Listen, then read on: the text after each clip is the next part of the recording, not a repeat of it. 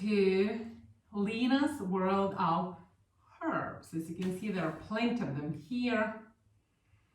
And I've taken you to the fields, to the forest, to my garden, and then into my kitchen, showing you different types of herbs, right?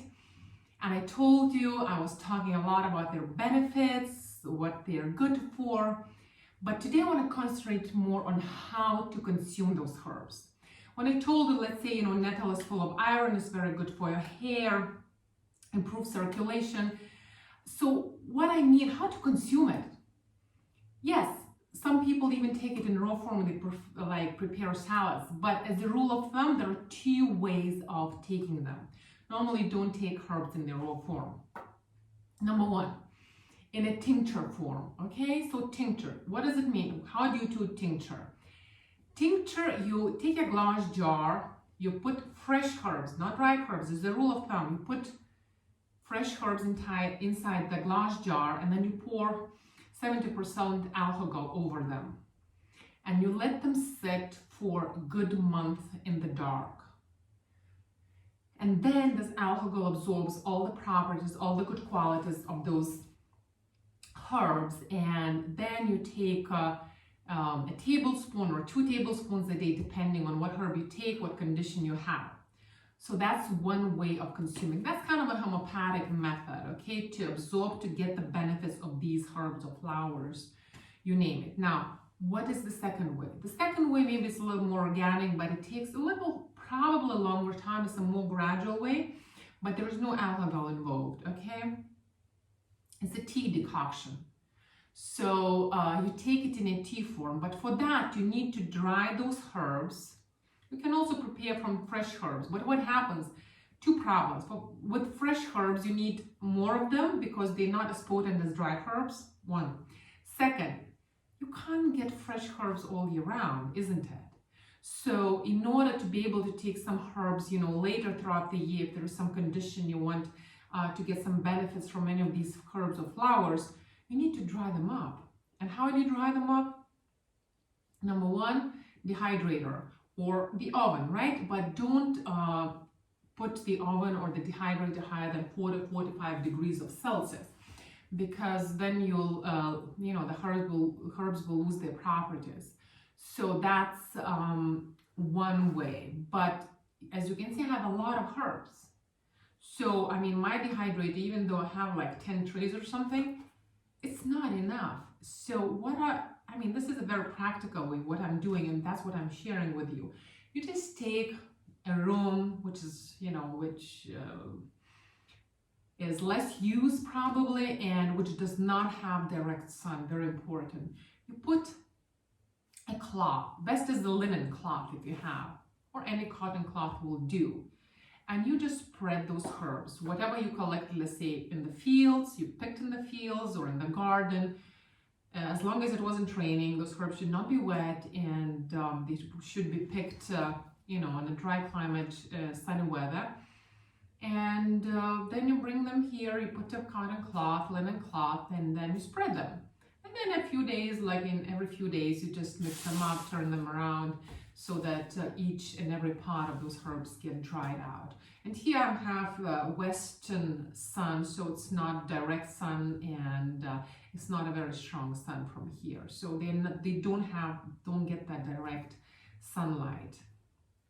And of course, I didn't pick those herbs all in one day. Some herbs were picked, 1 week, another herbs another week, because each herb has their own time to bloom, to have its potency. Like for example, as a rule of thumb, we pick roots, dig it out rather, the root, right? It's in the soil. It's in the fall, in the autumn season, because that's when it's most potent.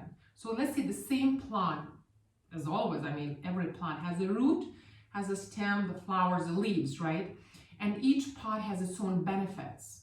So it's not that, you have to remember, we're talking about the potency and the benefits, all right, that each plant, flower, root carries.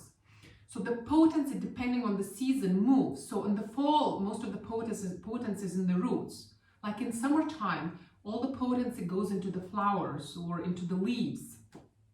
springtime, you know, into the buds or like cones or something like in those pine trees, right? So, or birch trees.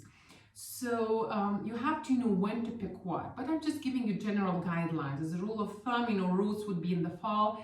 Sometimes roots can be also in the springtime, because springtime before the flowers bloom, let's say dandelion, okay?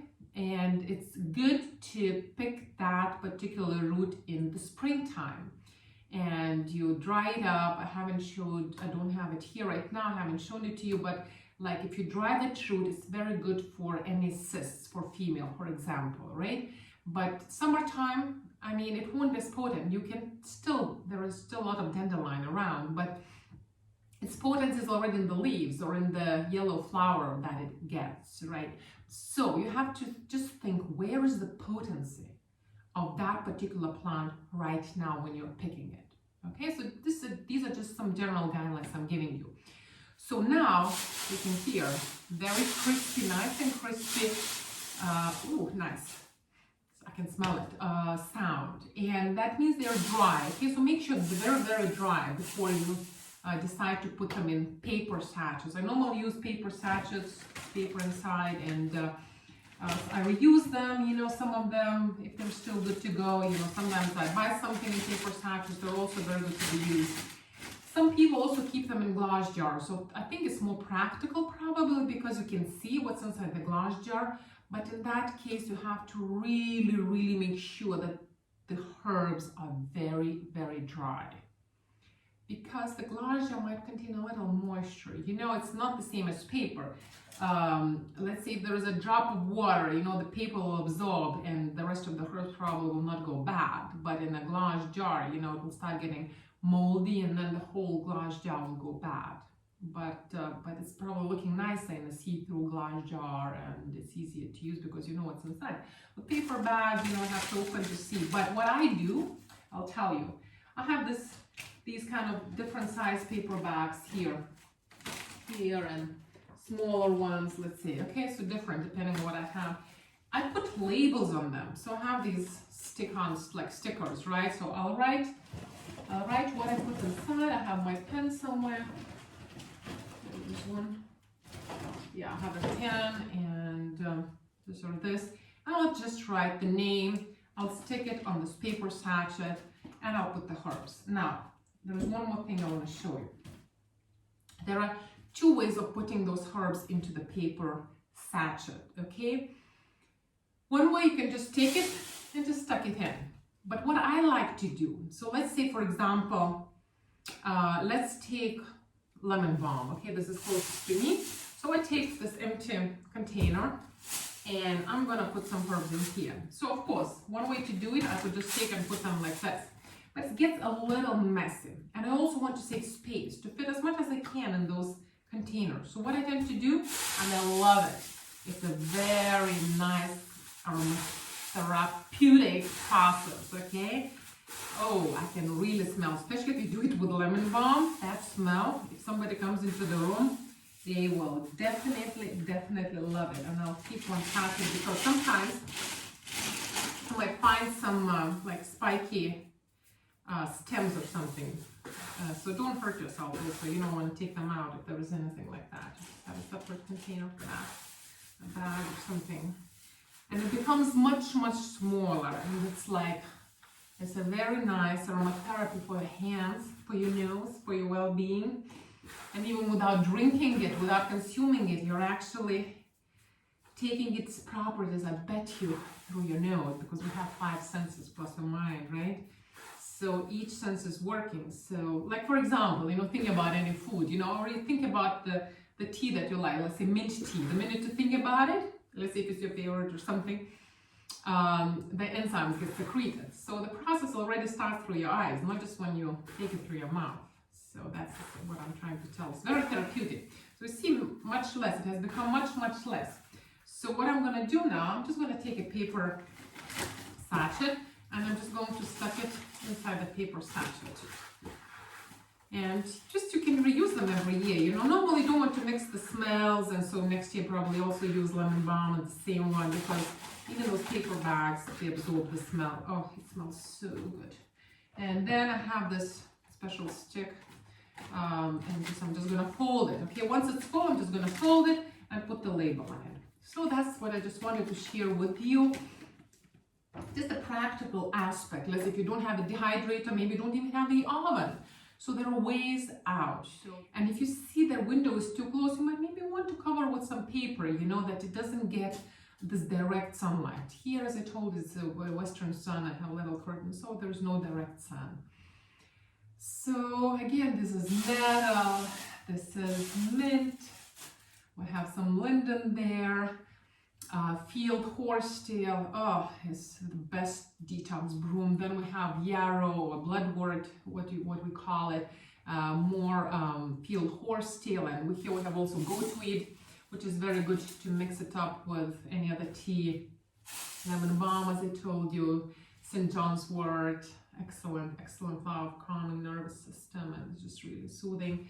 And linden flowers, for me, is just embodiment of Mother Divine, such a gentle smell. And you know, then again, this nettle, one of the most beneficial herbs for female, even males, very good. It's just building immunity, very good. You can mix it up with field horsetail. Excellent for power, for cleansing, detoxing the body. It's like detoxing on one end and recharging it on the other end. Excellent combination, and take it for about 3 to 4 weeks. Give it a break, and again, so each flower has its own benefits, and so that's what I just wanted to share with you, this little inside scoop, little information, and I don't want to keep it to myself. I think our world will come back to its balance when we start living in tune with it, and we start dancing its dance, you know, by its own rhythm, not by our own whim, at our own whim, but following this beautiful nature's dance. And everything is full in abundance out there in nature. We just need to know when to pick what for what purpose and consume it, and then we can just live a healthy, disease-free life. Welcome to this beautiful world of herbs.